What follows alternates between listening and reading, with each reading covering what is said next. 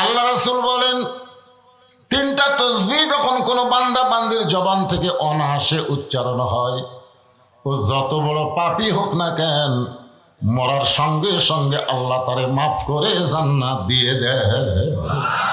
তিনটা। কয়টা? দেখেন তো, এই তিনটা তাসবিহ আপনাদের জবান থেকে অনায়াসে বের হয় না ঝাঁকির চোটে বাড়ায়? না, ঝাঁকির চোটে বাড়ালে হবে না, বলেন তো, তাহলে হবে না, এমনি এমনি বার হবে। কয়টা? একটা হলো সুবহানাল্লাহ, একটা হলো আলহামদুলিল্লাহ, আর একটা হলো আল্লাহু আকবার। যখন সুবহানাল্লাহ বলেন আমরা কার পবিত্রতা ঘোষণা করতেছি?